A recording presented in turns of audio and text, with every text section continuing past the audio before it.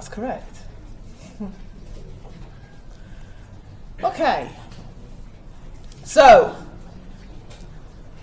it's going to be a bit interactive today. I need to talk to me. I need you to be awake.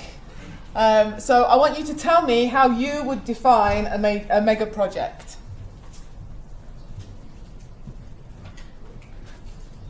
Multiple countries. Pardon? Multiple countries. Multiple countries. Very huge. Okay. Is that mega? Huge? A longer time scale? Bigger budget. Pardon? Bigger budget? Multidiscipline? Complexities? International? International what? Companies. International stakeholders. I think that have projects inside. The what, sorry? I mean, it's a mega project that have clear projects, a lot of mini projects inside.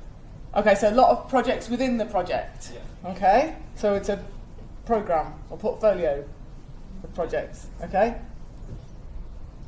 Can have a big impact on its area or communities. Impact, great impact, significant impact. Very large.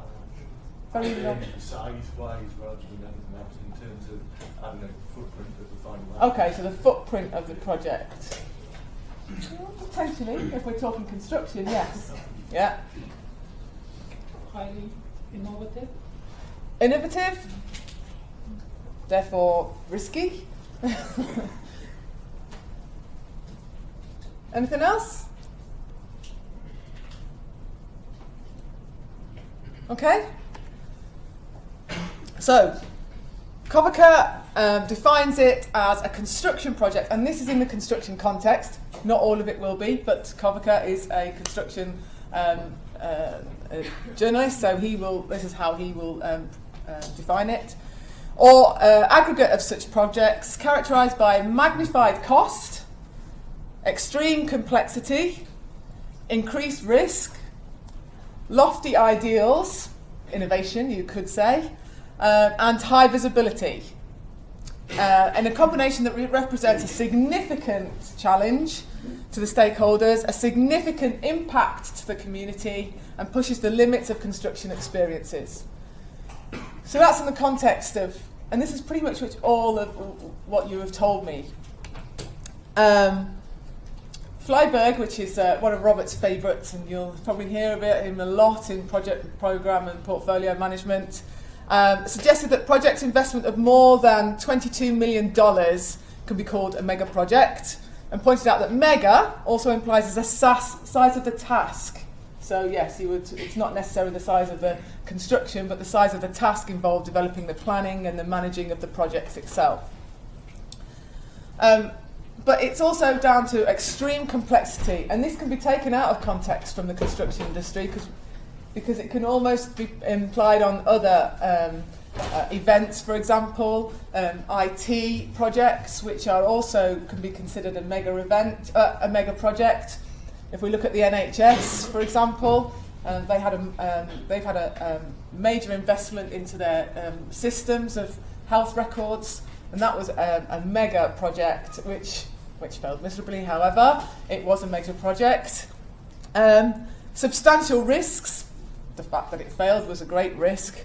Long duration, a large number of participants, and extensive impact on the community, economy, technological development and environment of the region or whole country.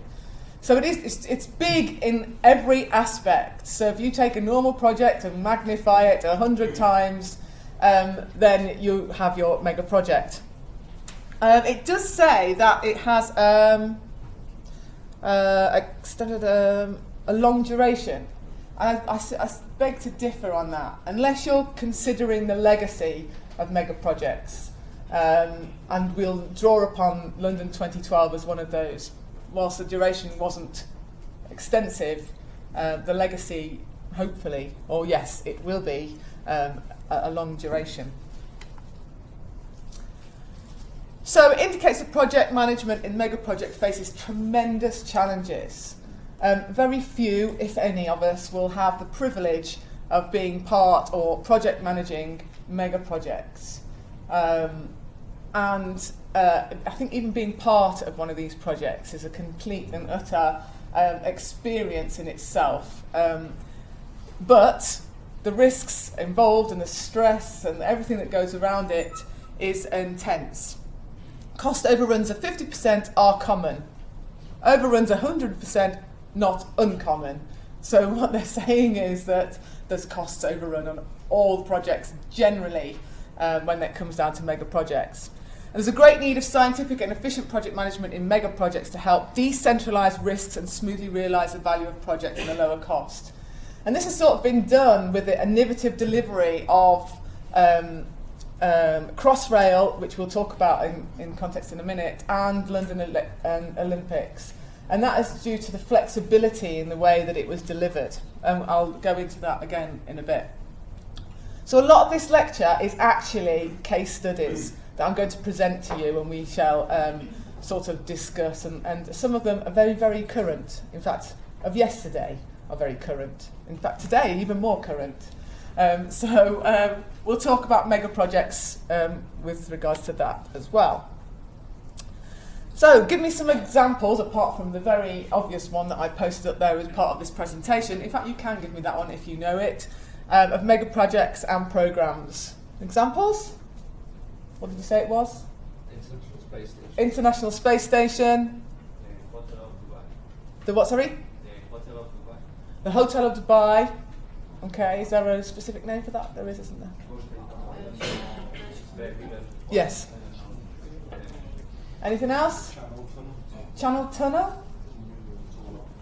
Yes? Yeah, it is. It's a mega project. Hadron Collider. Hadron Collider. One World Trade Center. The what, sorry? One World Trade Center. The one. One World Trade Center. The new tower instead of the Twin Towers. Oh, right, okay, yes. Yes, it is. The Panama Canal. The Panama Canal. European Community. The European Community.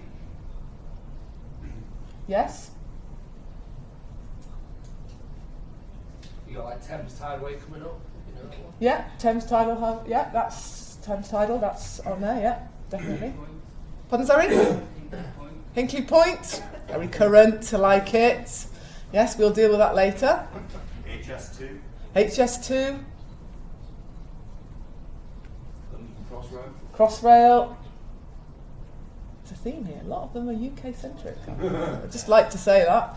The big hydropower center in China of the three. The dams. Yeah, yeah. Any more? So what do you think is the most expensive mega project to date? Think of all the mega projects that have ever been, and it's not one that we've already mentioned. The what's that, the moon landing? No. Good try. Beijing Right state. What, sorry? Beijing Olympics. Nope. Great Wall. Hard to quantify that, I would imagine, but as far as expense is concerned, but no, is my answer, only in recent years. Beagle. Who? Beagle, the freight road for Mars. Nope. The healthcare system in the USA? No, but USA, you're getting closer. European Union. No, that's not to do with the USA. Doesn't stretch quite that far yet. It's en route. It's en route. En route is it's a good term for what this big project is.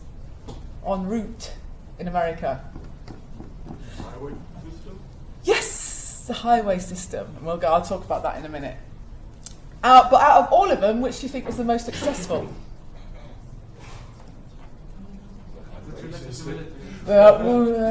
Probably not. Pardon, sorry? The militaries? No. How was quantified?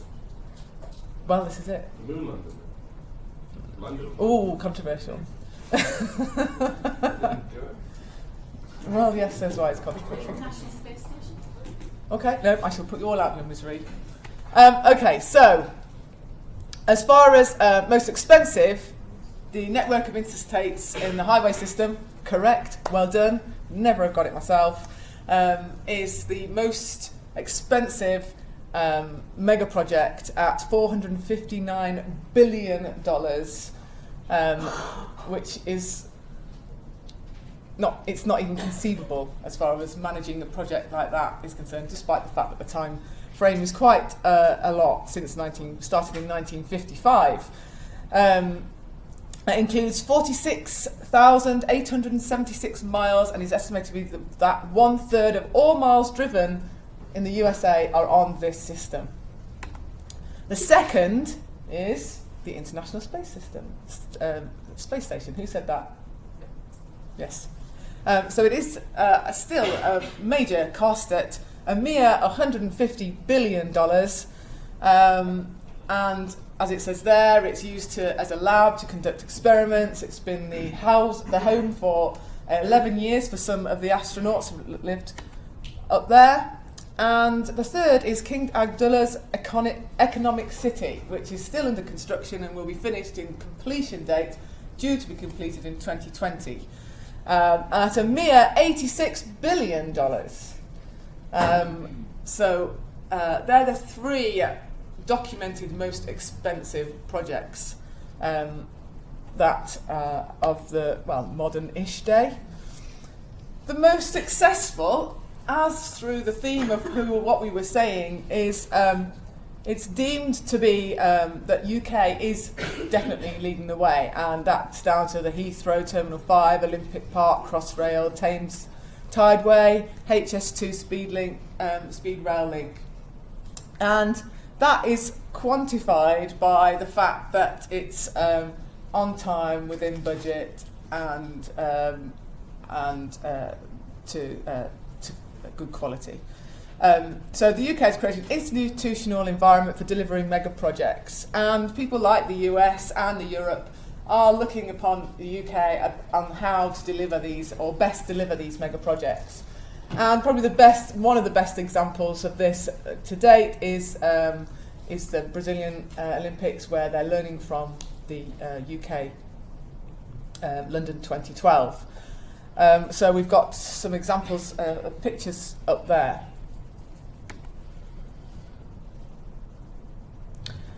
But one of the most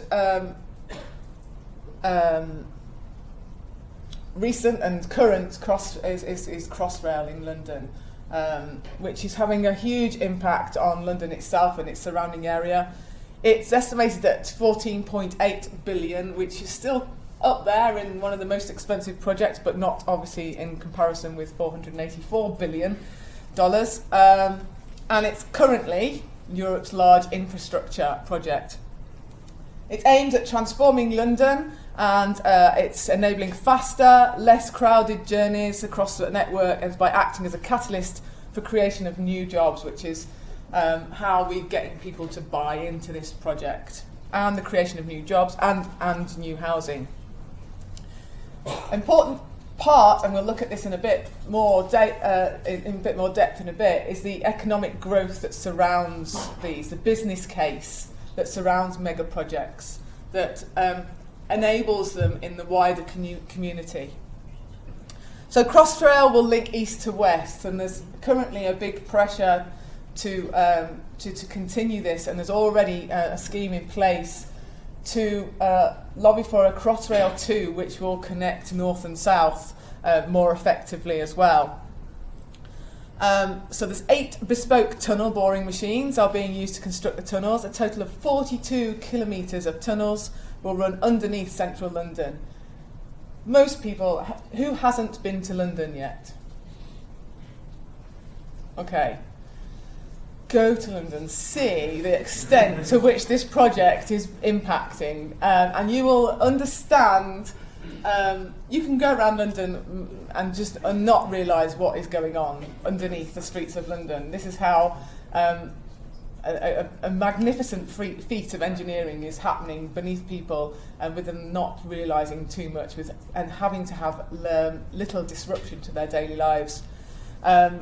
It's a complete nightmare. Anyone who works in construction, they actually they fear at any construction project that is centred within the town, because the logistics, the health and safety, the risks and everything that goes around it just within a town centre is huge to manage such a project.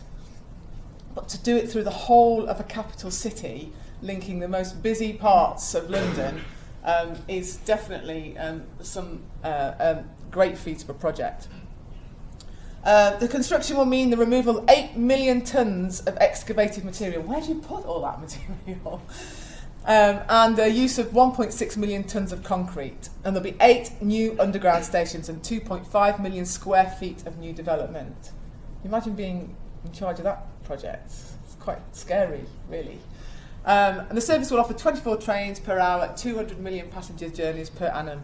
And 2/3 of the funding comes from Crossrail's beneficiaries, which are businesses and passenger users. So, the stakeholders, this is all you've got to think in the back of your mind throughout all this. Everything I've talked about in the last couple of weeks is about the impact on stakeholders and how these are managed throughout these processes. Because without them, these mega projects can either succeed or fail, and can come up against a lot of delays as a result of stakeholder impact, or input, I should say. So this is the size of it. This is what's going on in London at the minute, and it sort of puts into perspective the scale and the enormity of what is going on. These people look clearly tiny in this massive tunnel. So this is the progress. Started in 2012, ironically, one after another mega project in the centre of London, due to complete in 2018. So a mere 6 years in the making, and they expect to have Crossrail up and running throughout the whole of London, well, east to west of London. And they're already halfway through this. If I just copy this then, or not.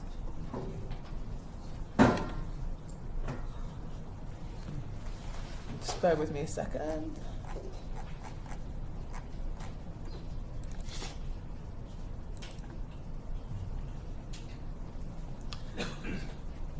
Okay, so if I've put a link on a lot of these slides for you to explore in a greater depth, but it just determines the enormity of the governance, the organisation of the project itself, and of the stakeholders that are involved on this. So this document talks about all of the delivery partners, about the stakeholders, about the implications, about the funding of the project, about the risks that are associated with Crossrail, and another of other documents about corporate responsibility and etc. So as a whole project is concerned, it's a great case study. If there's anyone was thinking of doing it for the dissertation, as part of a mega project, we have great links with Crossrail and the people who are implementing it, and the people who are project managing it. So there's a lot of scope for you to explore this even further as a mega project itself.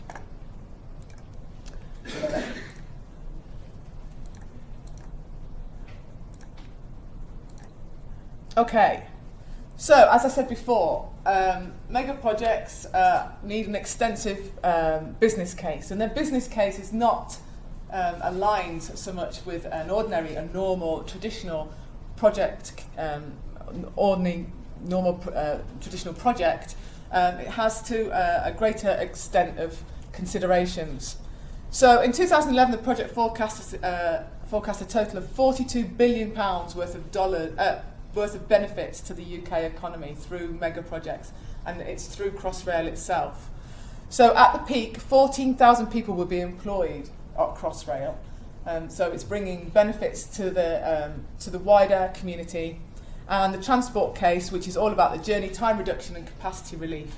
So it's all about how we are selling this as well to our stakeholders. It's not just about the jobs and the construction of it, but how do we how do we compensate people for the disruption that it may cause them during their working day through London, with the prospect of reduction in journey time and the relief in capacity. If anyone's ever travelled in the Underground in London, you'll understand the need to reduce the capacity on travelling, and I'm sure it's a lot across most countries, and I know the same in Paris, for example. And it will allow 1.5 million people to be within 45 minutes of central London. How central London will cope with that is another matter, but the train system will cope fantastically.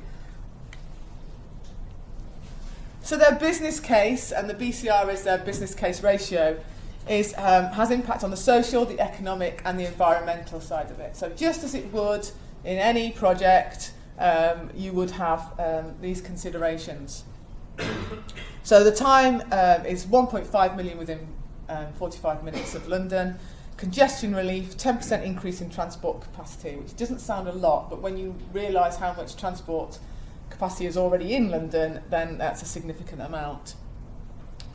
To the wider economy, it has a £42 billion benefit, with over 1,000 operational jobs, employing 1,000 people, enabling 57,000 new homes, and securing London as a place as a world city. So it's about capacity and competition in a global economy. So environment, 50% reduction in train noise, 23% improvement in station energy consumption, and lightweight trains and regenerative braking. So this can fall into your sustainability module as well. However, as I said before, it's been recognised for many years that these traditional business cases with these three scenarios and the depth in which they go into is inadequate in stating the benefits of these major projects.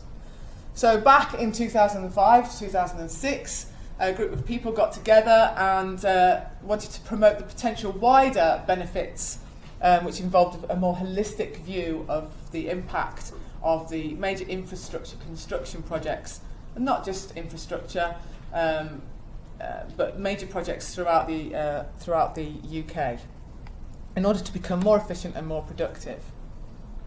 So these other benefits, on top of these traditional ones that were used in the normal business case, aren't easily quantified, such as securing London's position as an economically competitive world city and a place for foreign investment. How do you quantify that by explaining to people that this is why we should have this project within the UK, within London city centre?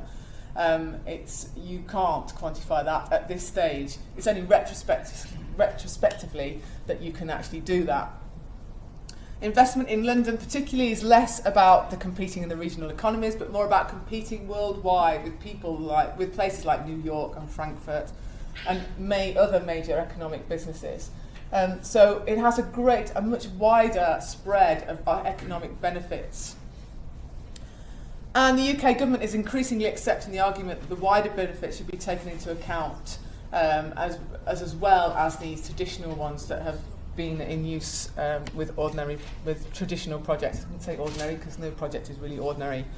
So the benefits that are now being realised on top of the traditional benefits is the business opportunities brought by the Crossrail project.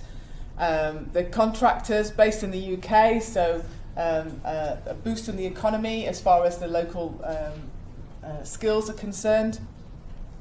3 in 5 contractors based outside London, and we'll talk about that in a minute. It's called the marble effect, and it's about dispersing the benefits of the local economy across the UK.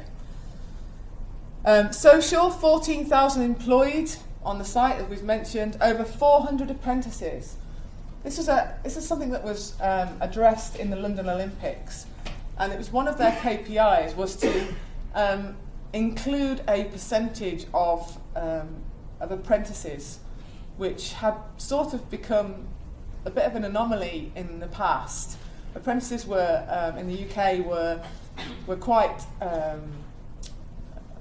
well known, and that's something that you did. It was a skills-based job that you did after you went to college or went to school. It was a work-based thing. And then apprentices sort of it got dispersed, and concentrations were more on the academic side of things. So you didn't do an apprenticeship out in the workplace anymore. You went to college to train to do something. So apprentices sort of fell by the wayside, and it was the reinvention of this notion of apprenticeships to get hands-on and develop skilled people within a mega project environment that London Olympics wanted to include within their KPIs, so that the community could be more inclusive and have a better chance of being inclusive within the project. And this is another buy-in factor from their business case.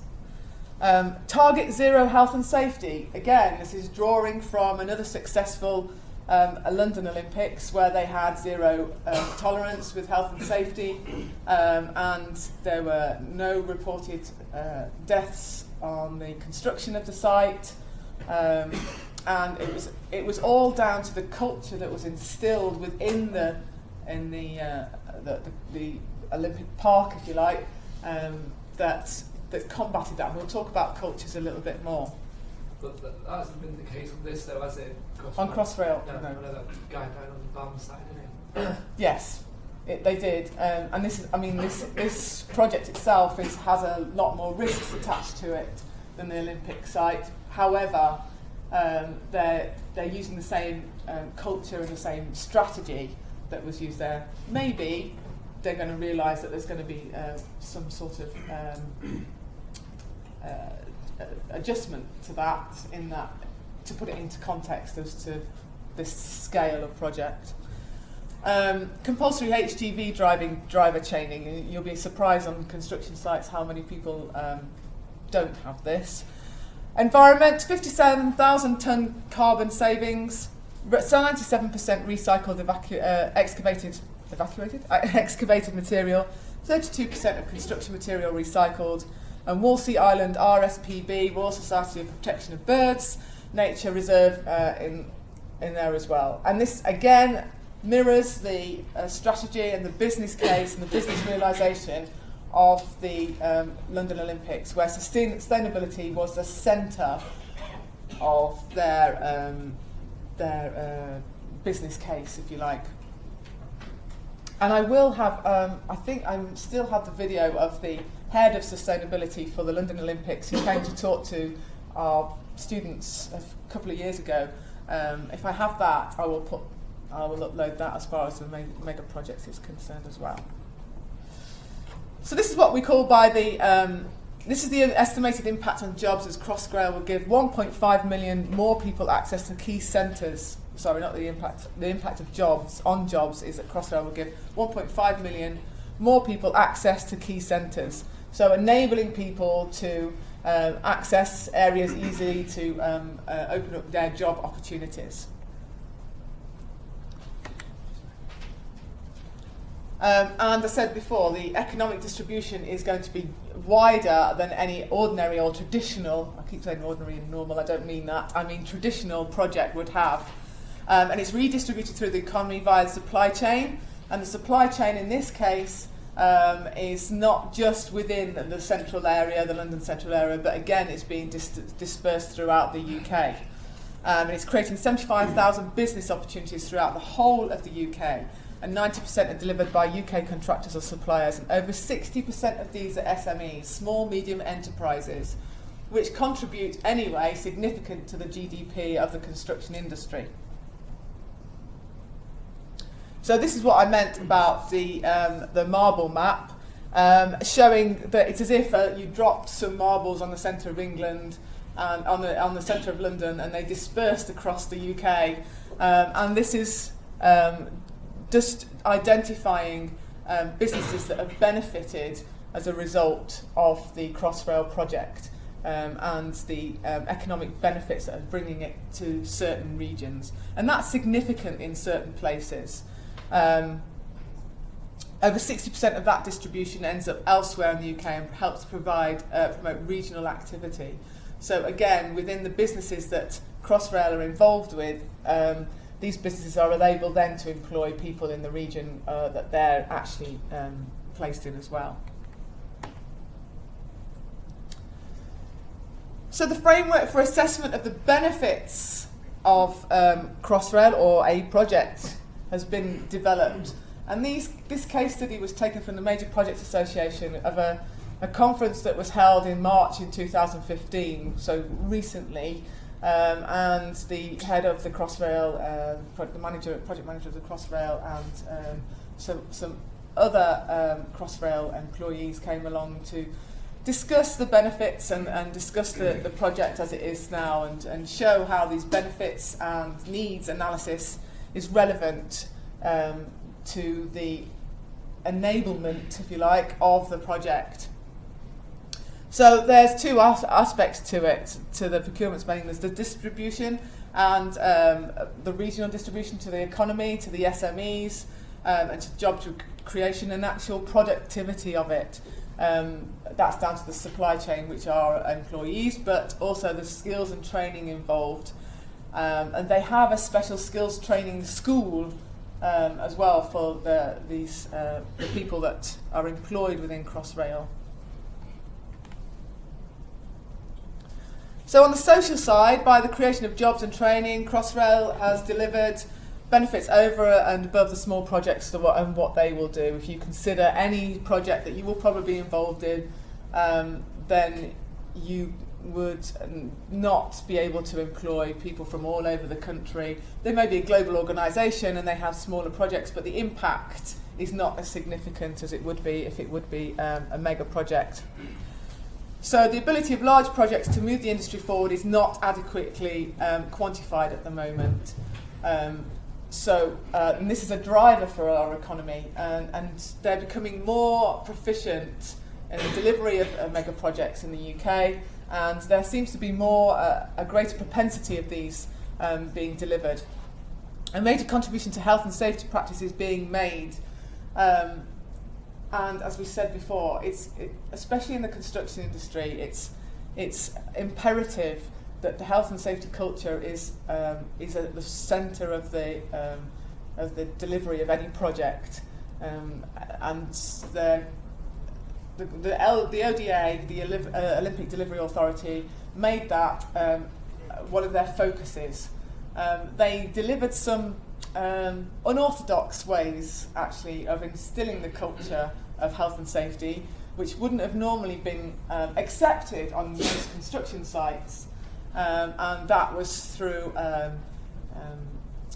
aerobic workouts in the morning, getting all these big guys on site. I'll post up there's some great video footage of these guys on site on the Olympic Park, doing their workout in the morning to get their muscles warmed up so that there's no strain, so days lost on the project is fewer, people are more alert, and so there was a great culture that was surrounding the health and safety of these safety practice of the ODA, and the same thing is being instilled in this project as well. Crossrail's approach has driven a safety culture right through the supply chain, with the mantra that says everyone has the right to go home unharmed every day. And the Target Zero policy for incidents ensures that the progress is measured and embedded throughout the business. And with this culture, if you can drive a health and safety culture with any construction project, you're halfway there to having a successful project, because everybody buys into a particular aim, particular objective, and a particular culture. And it means that the culture is filtering out into other areas of the business, and when successive projects come along, we will see those buildings on our policies and our procedures. So it's about introducing this safety culture into the policies and the social side of the projects. I've talked about reinforcing the health and safety culture in the ODA, in the Olympic Delivery Authority's part of the Olympic London 2012. But in the Crossrail, a particular benefit of this safety programme has been the HGV training programme. Media coverage has highlighted many instances of cyclists being injured or killed in London. There is a quite high number of cyclists in London, And Crossrail has mandated driver training and has installed safety features on all vehicles and pressurised the haulage business into installing measures that protect cyclists and pedestrians. So it's not just about the health and safety of the workers on site, it's about the wider social aspect of it as well. And this has been a bone of contention in a number of issues through in London, where HGV drivers have been the cause of accidents on of cyclists. So this is another way of getting the public to buy into the benefits of mega projects. So like it says there, again, this is something you can do as a big project that you would have difficulty doing with a small project. It's not easy to communicate that. And I think if you remember back to the stakeholder management, we talked about media management and how important that is. And in mega projects, media management is probably the most important stakeholder skill that or management skill that you probably require, because it's these people, the media that could make and break a major project, because it is so high profile. So these small, medium enterprises, Crossrail has deliberately set up the tendering process. It has been more flexible, and they've used these easily accessible web portals for the SMEs to make it more accessible for small and medium enterprises, and a lot more efficient, and a lot more, what's the word?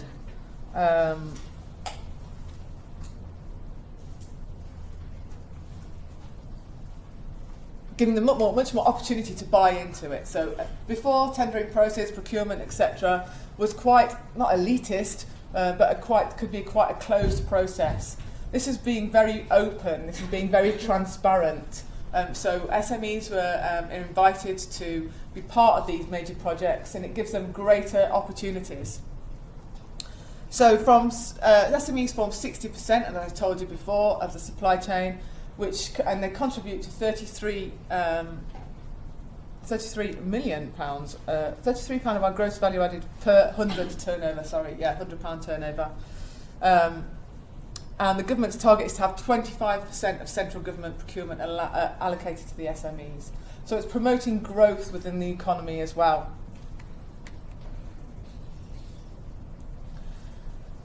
So these skills development, they have been 426 apprenticeships, and I've told you before that they've had these training schools set up with specialist skills for tunnels, Crossrail, boring machinery, etc., within London, to allow people to allow these apprentices to fulfil their skills aspirations. So the benefits of large projects bring to people together those people that would otherwise not have been even considered, and they wouldn't generally have met or developed any sort of relationships. And we'll talk about that as well within the London Olympic context. But it's particularly true of small companies and the joint ventures which are forged as a result of these organisations. It's the aspiration of small, medium enterprises to be involved with these major projects. As I said before, in the past, these have been very much elitist, have been contracted as contracts have been specialist contractors who have been identified from the very start of the project, have been used on recommendation. But now it's very much open. It's a more flexible approach to the procurement of these projects and the contracts for these projects. And this is particularly true of small companies and joint ventures which most like to form partnership and meet through contractor buying events. If you've been in construction at all, and I don't apologise for keep going on about the construction side of it, because it's a visible aspect of major projects. If I was to talk to you necessarily about the NHS project of the IT systems, it wouldn't have as much impact, I don't think, as these sort of construction projects. Plus, they are well renowned and they are well documented. So, meet the contractor buyer events are similar to the mega events that people have with regards to involving the public as well. So meet the contractor buyer events are similar to the projects that local projects do, such as the police station in Newcastle. They had a meet the contractors sort of event where the public could go along and they could reassure them about any aspects of the project that were concerning them, any impact it would have on them and their environment. Meeting the contractors and buyer events is something that you're able to be involved in at a very earlier stage, and forging that relationships is easy to do as well on these events. Some of these relationships will endure, and some will, of the lessons that have been learnt through working together will be delivered benefits for successive projects. So it enables small and medium enterprises to recognise their skills and to have lasting benefits for their company by having successive projects being assigned to them. So Crossrail is now the biggest tourist attraction in town. People visiting it. It was the London Olympics before this, and people were able to go to the London Olympic site at a distance. They had a special viewing place at Stratford, where you were able to go along to the London Olympic site, which overlooked the Olympic Park and the stadium, and you could be part of this viewing and part of this development that was going on before their eyes. And we took our students down there to show them the Olympic Park being built, and they were very much involved with people doing this. It's another way of getting people to buy into it and getting excited. It's a whole build-up to the event itself. It's okay.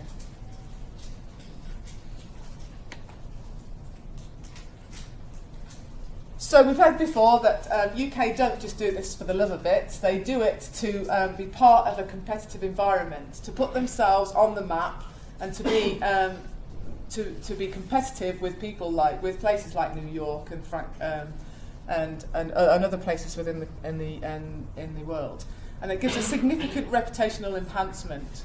And people are looking at the UK for delivery of these major projects. So large projects improve the UK's ability to deliver future projects efficiently, and this will be Crossrail 2, HS2, which I talked about before.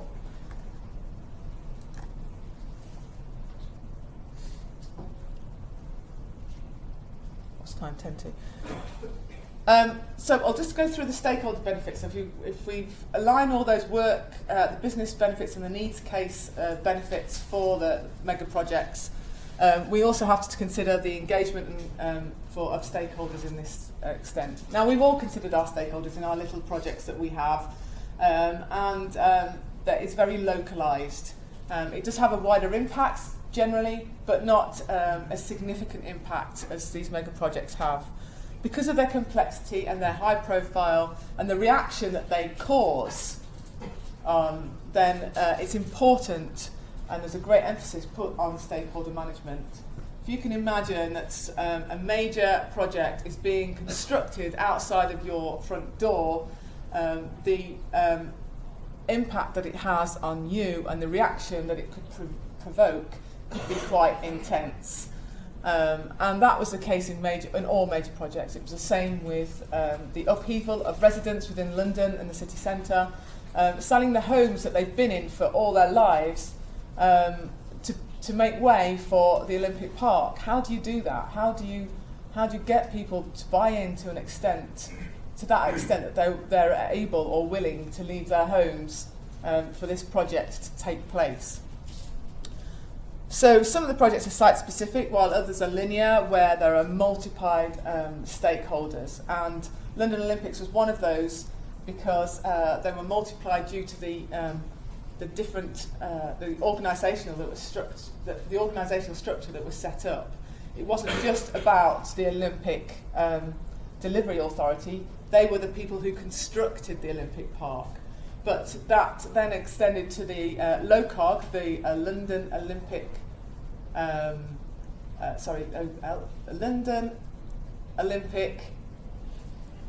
committee for the organisation of the London Games. Yes, London. I'll come to it in a minute. And so they were the events organisers. So they were responsible to the actual functioning and the operations and the infrastructure, the transport, etc. for the Olympic Games. So there was two aspects, two arms to the Olympic Games itself. So that the stakeholders were multiplied significantly. So there's a patchwork of stakeholders, all of whom have different interests, motivations and agendas, and we all know that. We've learnt that about our own projects and the stakeholders, what they need and what they require. This is where it becomes relevant, as in yesterday there was some major breaking news about a nuclear power point that was to be developed in the southwest of the UK at Hinkley Point C connection. I'd already written this, ironically, but I put it more in the pre-nuclear plant stage, where they had to Hinkley Point have been EDF, the energy providers, have had to install a significant amount of power lines, pylons, to generate enough energy, because there wasn't enough electricity and energy to power these nuclear stations, to get this nuclear station up and running. So the new nuclear power station at Hinkley Point needs to be connected to the electricity transmission network, and this is what these few slides are on. However, I do touch on the success and the business case from what happened yesterday with this project. So, as I said, EDF, a French company, are responsible for the generation of the energy that is going to power this nuclear power station. And so that they developed the certain challenges that come across this, and if you can think about what nuclear power plants would have as an impact to not just the local community, but to the wider community and the wider stakeholders, it's a contentious issue, and we'll look at that again in a minute. So the need case involved the first nuclear power station, a new generation under the Planning Act of 2008. So it's the first nuclear power station to be generated under this new act, for which there was no guidance, no precedence, and no examining body in place to aid the project's acceptance. So EDF employed an external consultant to come in and manage the stakeholders for the promotion, if you like, and the needs benefit and the business case for this project. It was also the first major overhead line construction project that the National Grid had undertaken for the last 50 years.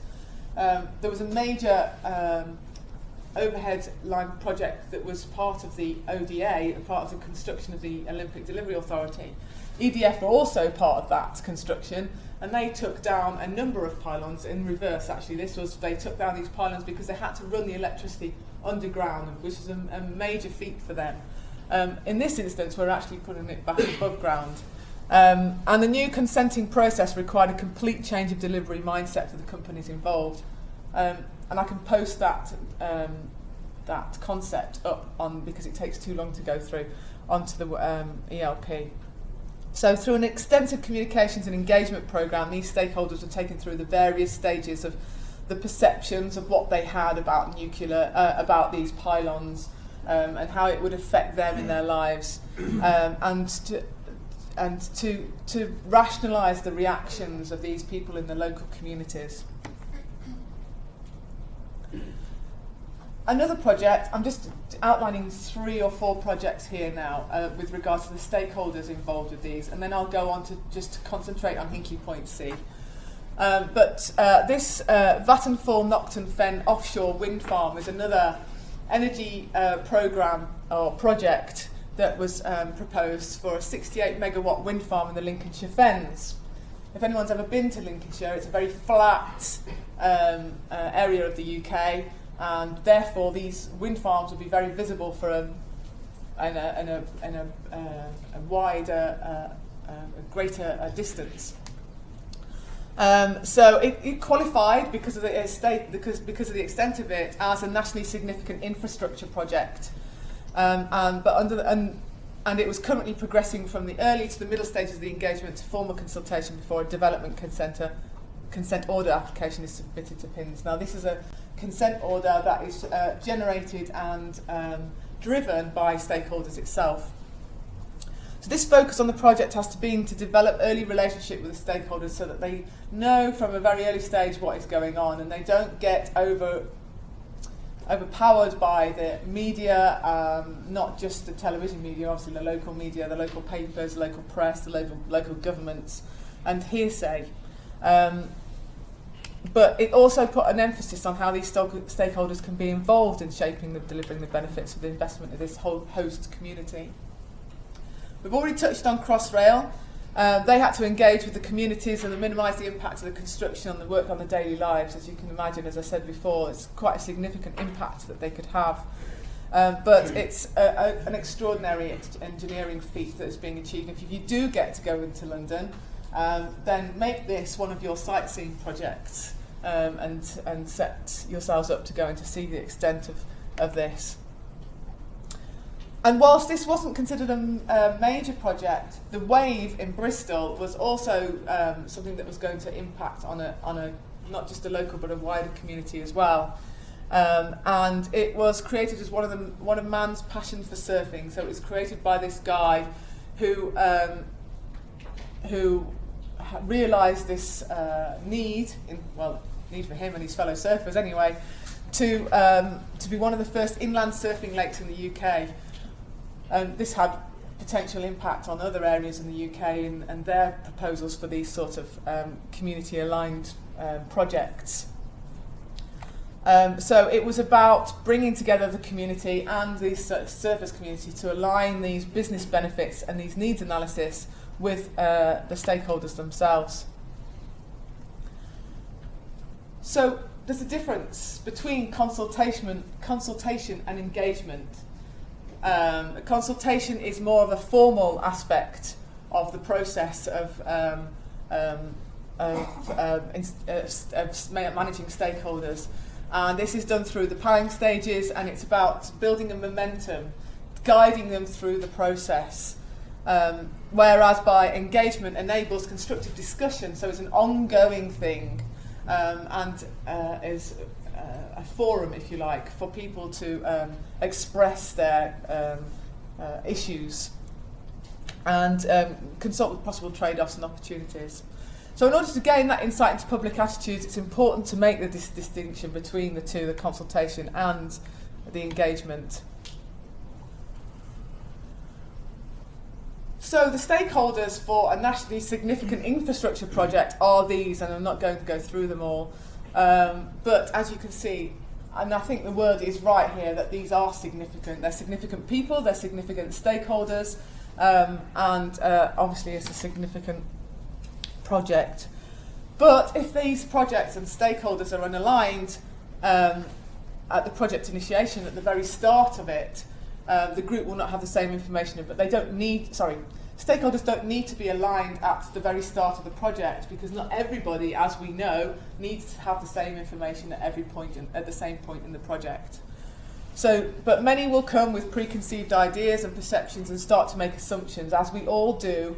And if we reflect back to Hinkley Point and we look at nuclear power, we draw upon the bad press that nuclear power's had, and the destruction that nuclear power stations have had, and we automatically make these preconceived ideas about what that means to us as a community and how that will impact on us and how bad that nuclear power is. And so that is why there's this lack of trust in this side of things. So having preconceived ideas needs to be dissipated, if you like, at the very, very start of the project. And especially with infrastructure programs, I think it's something that's very intrusive. It's intruding in their lives, in their landscape, in their way of life, and something that's being done to them, and as not doing something for them or with them. So I'll just do a couple more slides and we'll have a bit of a break, because then we'll talk about the London Olympics. The rest of Hinkley Point. So a recent study carried out by Ipsos Mori, which is a leading market researcher for the UK, on behalf of the CBI last year showed that there was considerable public complacency about the need for infrastructure. People were saying, oh, we're fine, we don't need any roads. I mean, we've got the A1 at the minute. Everywhere you go, up and down the country, there are roadworks. I was driving down to York yesterday and most of it is 50 miles an hour because of the roadworks and the infrastructure, the updating of the roads, etc. The making of the Newcastle bypass, the Gateshead bypass, into 3 lanes. And we all say, oh, well, why, what's the point? It's fine, we don't need any more roads, it's still going to be the same amount of traffic, it's not going to... So we all get very complacent about what the actual needs for the infrastructure. So only 1 in 4 people were dissatisfied with the quality of their existing infrastructure. So that's nationally, 46% were satisfied with what they had, and locally, 53% were satisfied with what they had. So new projects or upgrades are things that are nice to have rather than a necessity. This is how we perceive these things. Or how we would like to perceive them. And too often the public is not convinced of the long-term benefits that this will have. Nobody's told me the long-term benefits of me having to sit through traffic and going at 30 miles an hour or at a standstill and taking an extra 2 hours on my journey when I go and visit my parents every other month. That's not telling me the long-term benefits. Nobody's explained to me how this is going to benefit me in the long term. That's why you become annoyed and complacent about these improvements to the infrastructure. We do have a problem with short-term disruption. Yes, we have a problem with anyone who tries to get around these roadworks. You can't tell me that you don't have a problem with these. And their views, this outweighs the long-term benefits that infrastructure development can bring. And it also, the study shows that there's 2/3 of these people would rather decisions were delayed so that the public's view could be heard. And we're not heard in these infrastructure projects. They just seem to be, as it says there, put upon us as the best, as the things that we need rather than assessing our actual needs. So making the public case for infrastructure explored some of the reasons why the public approval is hard to come by. And they looked at who they trusted with regards to information about what it is that the infrastructure is going to be about, and they actually believe the technical experts, or they trust the technical experts with information rather than they would the local media, business building the project, government ministers. What a surprise! And others, which I'm not entirely sure, they're probably hearsay people. But yes, they'd rather trust the people who actually know what they're talking about than government ministers who try to spin us some other line. So, as I said before, nuclear power is one of the least favourable of the alternative renewable and generating electricities. So if you have a project like we have now, Hinkley Point C, as part of your project, you've got a bit of a tough job on your hand, and there's some challenges that you need to overcome. And it says there, these ideals and perceptions are shaped by how often people have had bad experience and how familiar and visible the infrastructure was to them in their daily lives. So for us, Hinkley Point C, which is nuclear point down in the southwest, doesn't really have much impact on us as far as visibility is concerned, unless we're down in the lovely southwest in Somerset, which is a beautiful place, by the way. However, we think of the impact that nuclear power could have on any disaster that could be upheld by these stations. And therefore, this is a way of measuring the project acceptability by the stakeholders. So the strength of the needs case versus the benefits of the business benefits. And I'll explain what that means. So if there are few or no benefits then the needs case has to be strong and unchallengeable. For an overhead electricity pylon like that at the beginning of the Hinkley Point C project, which is going now, the local benefits are minimal. They don't see any benefit in having these big pylons constructed across their fields and their lovely landscape. However, as a result of that, they have to communicate strongly the needs case for this, and that's where they have to put the emphasis on that.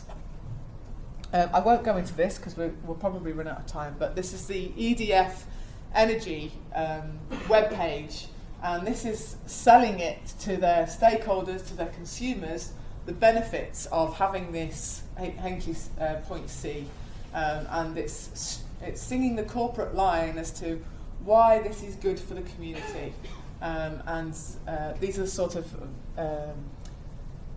marketing aspects that you have to go through as part of your stakeholder manager to communicate to the wider community. So an onshore wind farm has perceived weaker site-specific need case, but a strong community energy benefit. And finally, the wave project mentioned earlier has no strong need case, but has a high operational benefit. So it's about pitching where you need to concentrate your efforts with regards to the needs and the benefits of these major projects or these mega projects. Do we want a break? 10 minutes? Yes, please. I can't wait any longer. I'm falling asleep at the back here in the dark.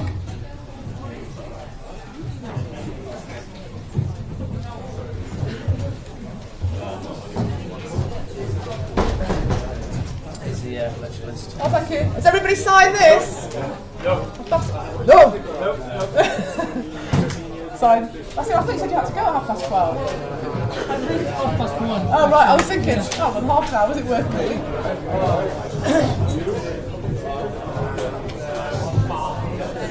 Yes.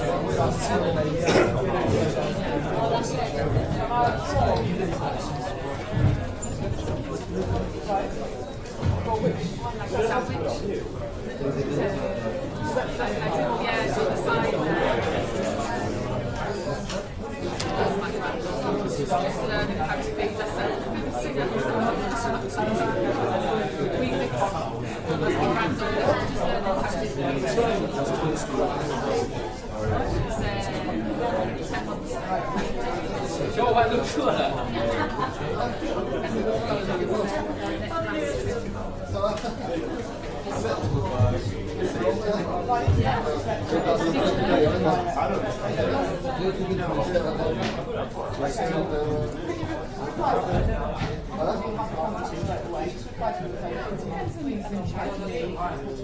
Stop making noises at me for my programme.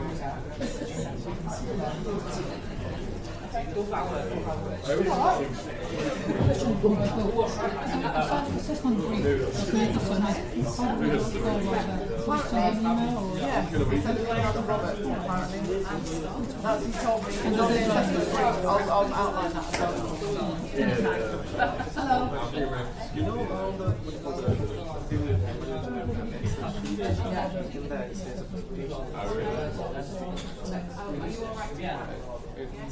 So it's next week.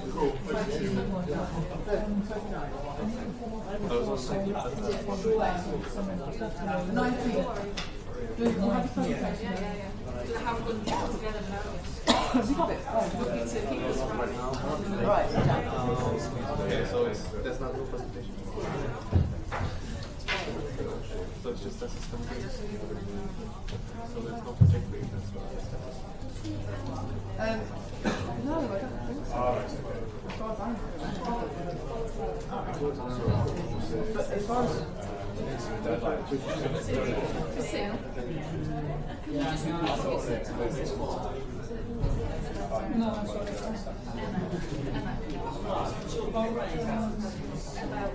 When